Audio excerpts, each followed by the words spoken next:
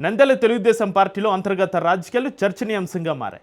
జిల్లా నుంచి మంత్రి పదవి చేపట్టిన బీసీ జనార్దన్ రెడ్డి చుట్టూ ఒక ప్రత్యేక రాజకీయ వర్గం పనిచేస్తుందా? సీనియర్ నాయకుల పాత్ర తగ్గుతుందా? నియోజకవర్గాల వారిగా వేర్వేరు గ్రూపులు ఏర్పడ్డాయా?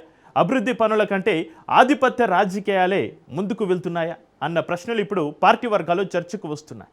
ఇదే నేపథ్యంలో నంద్యాల టీడీపీలో నిజంగా ఏం జరుగుతోంది? గ్రూప్ రాజకీయాల వెనుక వాస్తవం ఏంటి? అధికారంలో ఉన్న పార్టీకి ఐక్యతే బలం అనే మాట వినిపిస్తున్న వేళ నంద్యాల జిల్లా రాజకీయాలు ఎటు దారి తీస్తాయన్నది ఆసక్తికరంగా మారింది.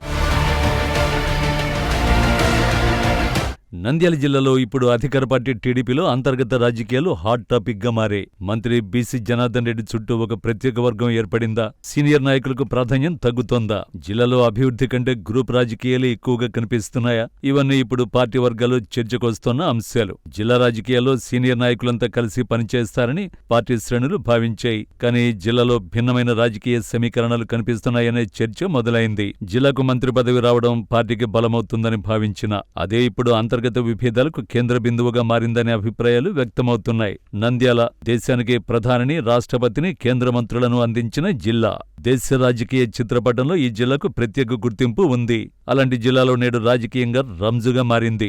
గ్రూపుల గోలతో జిల్లా టీడీపీలో అంతర్గత విభేదాలు రోజురోజుకు ముదిరిపోతున్నాయి. ఇక్కడి నుంచి మంత్రిగా బనగానపల్లికి చెందిన బీసీ జనార్దన్ రెడ్డి బాధ్యతలు చేపట్టారు. జిల్లాలో బీసీతో పాటు కోట్ల, ఫరూక్, అఖిలప్రియ కూడా విజయం సాధించారు. వీరు గతంలో మంత్రిగా కూడా పనిచేశారు. దీంతో వీరి నియోజకవర్గంలో వేరే వారిని వేలుపెట్టనివ్వడం లేదని తెలుస్తోంది. అంతేకాక మంత్రికి కూడా సహకరించడం లేదని ఆరోపణలు వినిపిస్తున్నాయి. దీంతో ఆయన ప్రతి నియోజకవర్గంలో తన మాట వినే వ్యక్తిని పెట్టుకుని వాళ్ల ద్వారా అన్ని వ్యవహారాలు నడిపిస్తున్నట్టు తెలుస్తోంది. నంద్యాల, శ్రీశైలం, పాణ్యం ఎమ్మెల్యేలు నేరుగా మంత్రికే టచ్లో ఉన్నట్టు తెలుస్తోంది.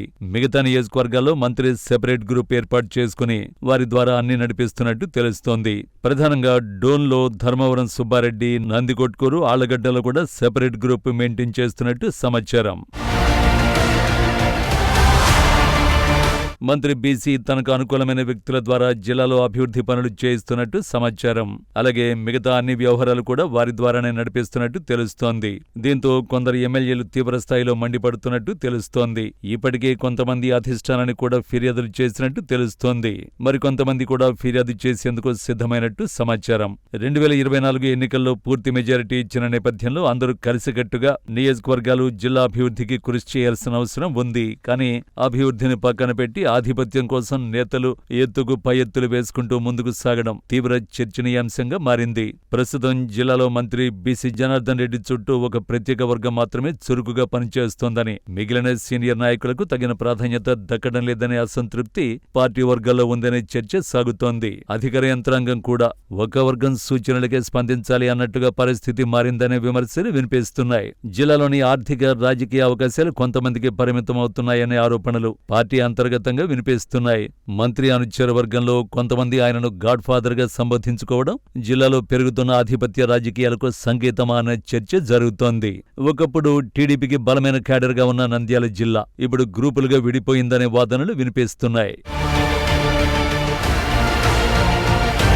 ఇక మంత్రివర్గానికి అనుకూలంగా నంద్యాల, బనగానపల్లి, శ్రీశైలం, పాణ్యం నియోజకవర్గాలు ఉన్నాయని పార్టీ వర్గాల్లో చర్చ నడుస్తోంది. అదే సమయంలో డోన్, ఆళ్లగడ్డ, నందికొట్కూరు ప్రాంతాల్లో మాత్రం భిన్నమైన సమీకరణాలు కనిపిస్తున్నాయన్న అభిప్రాయాలు వ్యక్తమవుతున్నాయి. మంత్రిపై ఒంటెత్తు పోకడలు, నిర్ణయాల్లో ఏకపక్ష ధోరణి ఉందని విమర్శించే వర్గంలో కొంతమంది సీనియర్ నేతలు ఉన్నారనే ప్రచారం సాగుతోంది. ఇలాంటి పరిస్థితులపై కొందరు ఎమ్మెల్యేలు అసంతృప్తితో ఉన్నారని, పార్టీ అధిష్టానం దృష్టికి కూడా కొన్ని అంశాలు వెళ్లాయని పార్టీ వర్గాలు ప్రచారం జరుగుతోంది. రాజకీయ విశ్లేషకులు మాత్రం అధికార పార్టీలో చిన్న చిన్న విభేదాలు సహజమేనని, అయితే అవి బహిరంగ ఆధిపత్య పోరుగా మారితే భవిష్యత్తులో నష్టమే ఎక్కువగా ఉంటుందని అభిప్రాయపడుతున్నారు. అయితే అధికారంలో ఉన్న పార్టీకి ఐక్యతే బలం. కానీ నంద్యాల టీడీపీలో ఆధిపత్య పోరు కొనసాగితే రాబోయే రోజుల్లో క్యాడర్లో అసంతృప్తి పెరిగే ప్రమాదం ఉందని రాజకీయ పరిశీలకులు అంటున్నారు. జిల్లాలో అభివృద్ధి కంటే గ్రూప్ రాజకీయాలే ప్రధాన అజెండాగా మారితే నష్టపోయేది పార్టీనే అనే వ్యాఖ్యలు వినిపిస్తున్నాయి.